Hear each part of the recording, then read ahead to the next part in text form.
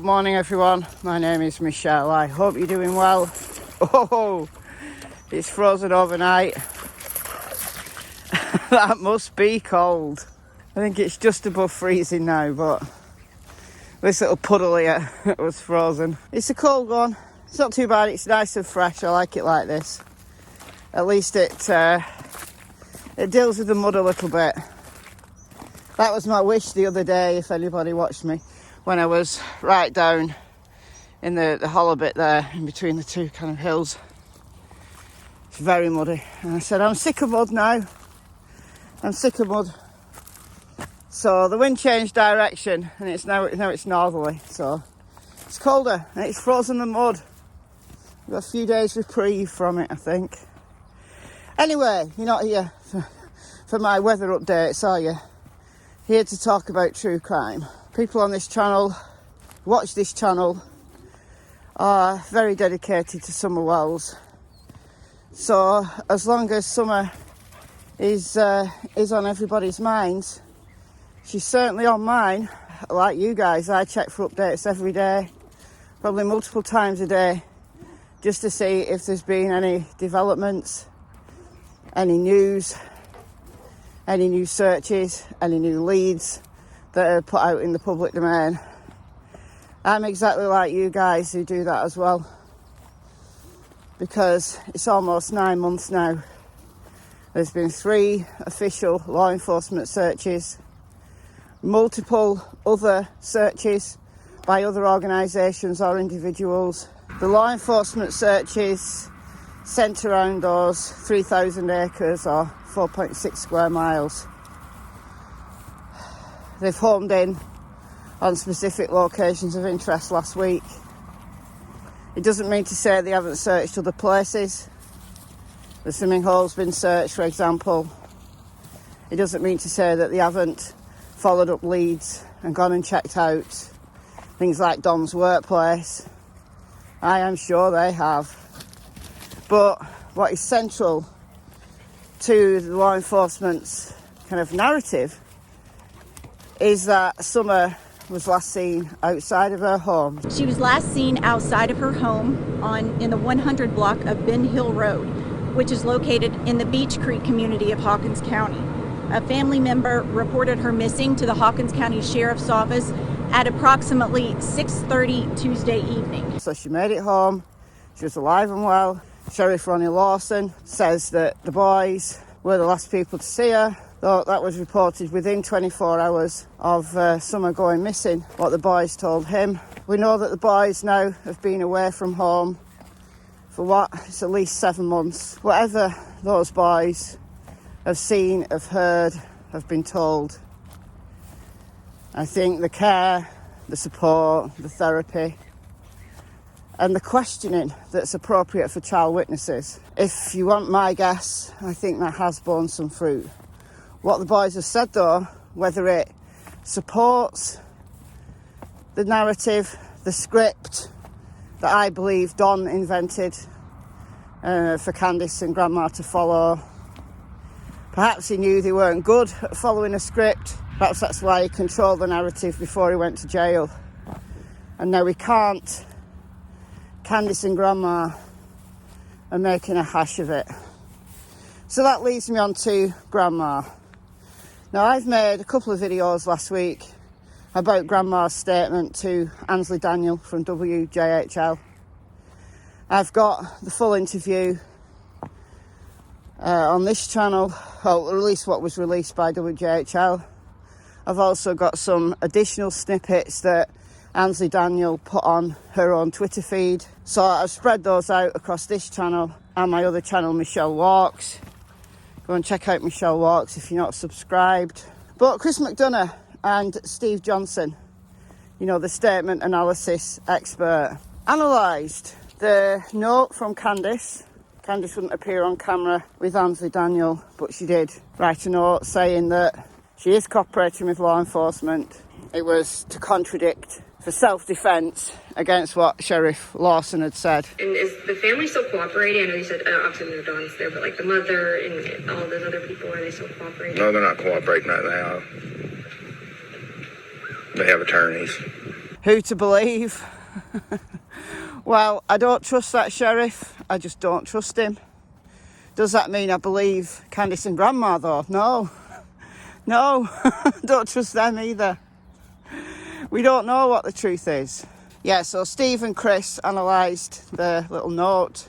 They also analysed Grandma's interview, the first interview she's done with the press. Yeah, there's problems with it, isn't there? So I made a video last week focusing on the nap that she supposedly had. I went in my camper, and after we brought my groceries in for me, and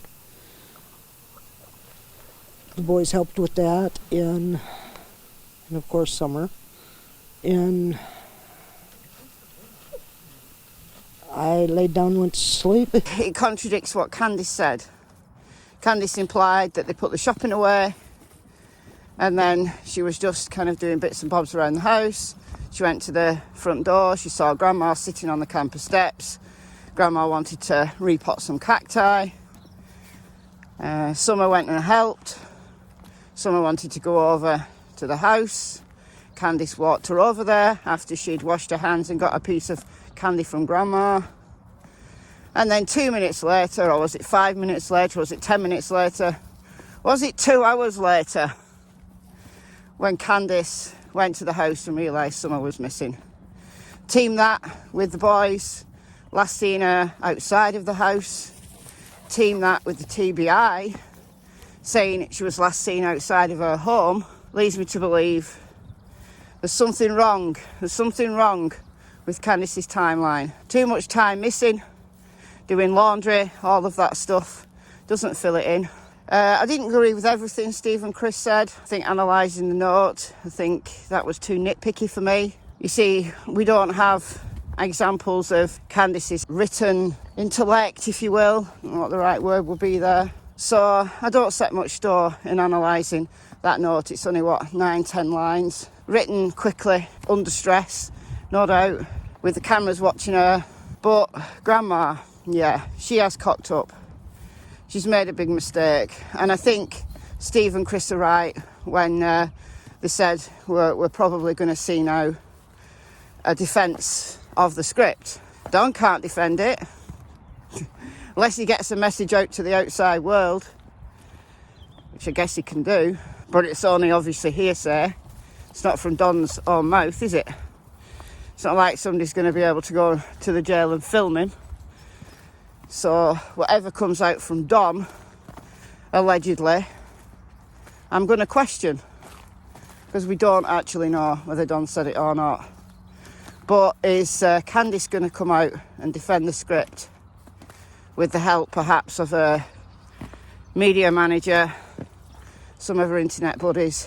Yeah, maybe. I think that's there's a good probability. I think that she'll do that. Now, one thing that I would have really liked to see with Grandma is an interview similar to how Chris McDonough interviewed Candice at the swimming hole, like going through step by step. Because people have rightly said that in Grandma's timeline, she's missed some things out. She doesn't mention H at all. She doesn't mention going to the various stores. We don't have Grandma's full interpretation of that day. But for me, that's not necessarily too much of a problem.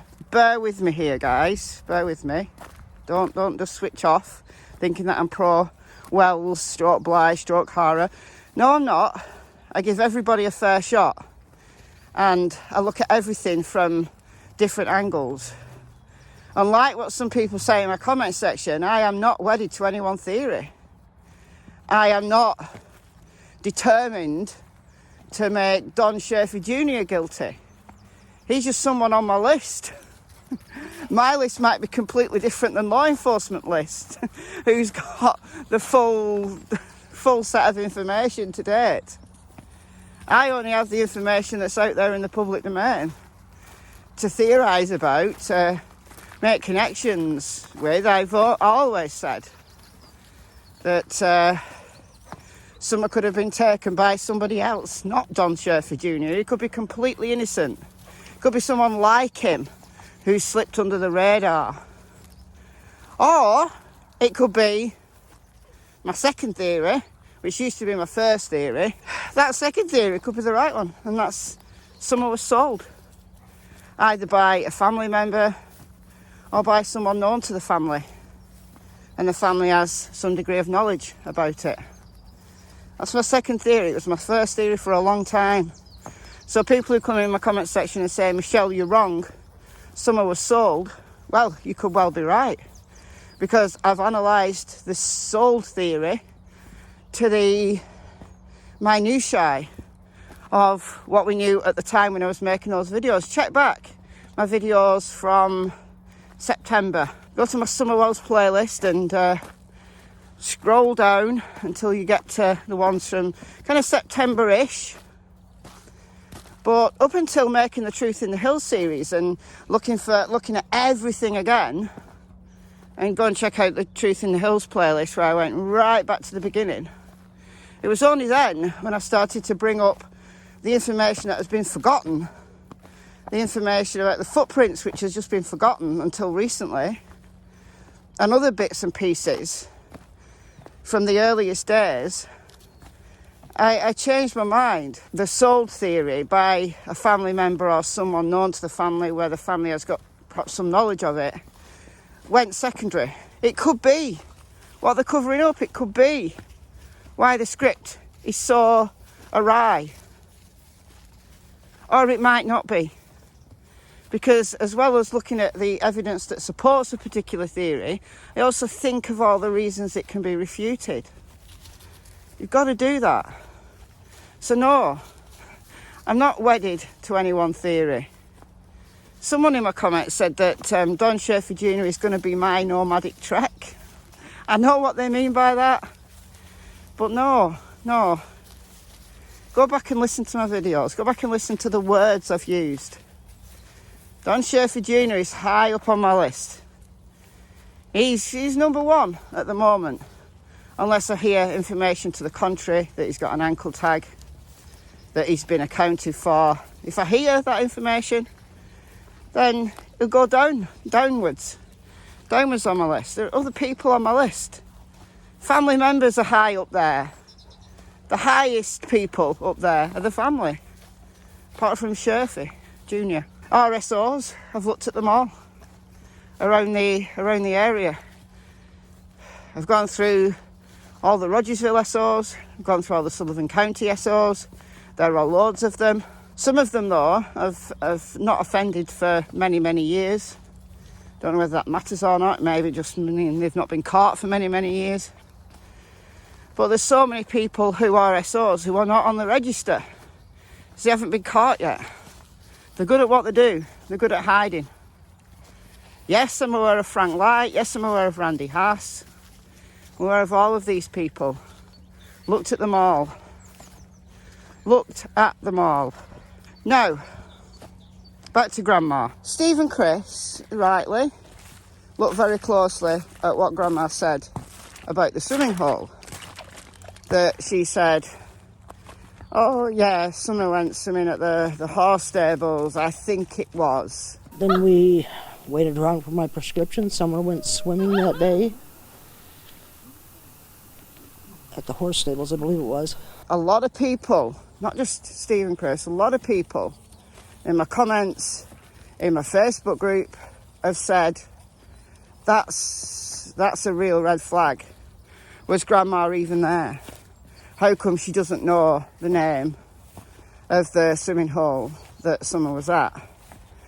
Well, it could be that she wasn't there, but that would completely break the timeline of the entire day. It would mean that H is lying. It would mean that there are question marks about the whereabouts, about the specifics. Other people have brought up the fact that she didn't mention H at all. She didn't mention what shops they went to. All of that stuff, yeah. Now, I think everybody's right to question that. But I look at it this way as an alternative explanation. that Grandma might have been there. She might not have been paying much attention. I'm not sure, I believe, what Candice said to Chris, that Grandma was actually there at the swimming hole talking to Candice about flowers. She might have been, or she might have stayed in the truck. Was it H that said that she was putting minutes on her phone? No, she'd had an injection, she had a shot in her knee because it was inflamed. I'm guessing that would be corticosteroid injection. And I know I've got family members who have them for ill joints. And they've got to stay off the feet for like 2 or 3 days. It's very painful for 2 or 3 days. Close family member of mine has those shots in her hips. She has to do like minimal activity for the first few days. So I'm guessing that would have been the advice Grandma was told. And that might be why she went home and put a knee brace on, allegedly, according to Candice's script. I think some aspects of the script are truthful, I do. Perhaps she stayed in the truck to keep the weight off her hip. And she didn't really know the name of the place. You know, she only spends part of the year in Tennessee. So she just might not have been up to speed on what people call all of these places. She might have been there, but just not paying too much attention. Or just not know the name. Like there's areas around here where the locals call different kind of features in the landscape, different things. Like over in that direction, there's a series of like ponds where people go fishing. And some locals call them the three pits. My son calls them the three pits and he's like, oh yeah, we've been to three pits. I'm like, you what? And look guys, I've lived in this area all my life. I've walked these fields and woods all my life. It's just that I've never called that area three pits. So once my son explained where it was, oh, there, right, got you. The hill over there, the little wooded area is on. A lot of people, when I was younger, used to call it Gypsy Hill. It's not called Gypsy Hill. It's never been called Gypsy Hill. It's not Gypsy Hill on any map. It's just what the locals called it. There's no gypsies there. I don't know where it got the name Gypsy Hill, but it was always Gypsy Hill to me. But if I'd have said Gypsy Hill to somebody who maybe lives over that side of the village and who doesn't visit that area at all, wouldn't have known where the hell I was talking about, even though we live in the same village. Do you get what I'm saying? That sometimes locals have names for these kind of things and people might not fully understand that everybody calls it that. So that could be the situation where Grandma said, oh, I think it's called the horse stables. I think it's the horse stables. Because she's not sure what it's called. So Chris and Steve might be right that maybe she wasn't there. Maybe this breaks the script of the entire day. But maybe it doesn't. Maybe she's just not familiar with the names, because there's various swimming areas around there. As I said the other day in a video, what people are calling the swimming hole or the horse stables, yeah, it's near horse stables, but it's just a little cove in the Holston River. And thank you for the people who have correctly labelled what that is. The other day when I was talking about it, I couldn't think what it was called. I was like, is it an inlet? It's a cove. It's a little cove in the Holston River. It's not a lake, as people talk about. But there's other areas through Warrior State Park, allegedly where people go and take a dip. So maybe that's all it is. Maybe Grandma was there. Maybe she wasn't at the swimming hole. Maybe she stayed in the truck. But law enforcement will know. Law enforcement will know the movements of everybody on that day. They may have been caught on surveillance at times. They'll certainly, I would imagine, have gone and checked out when Grandma went to the ER, what time she was there, what time she was seen. Law enforcement have that information. I think they'll probably have been caught on surveillance in other areas.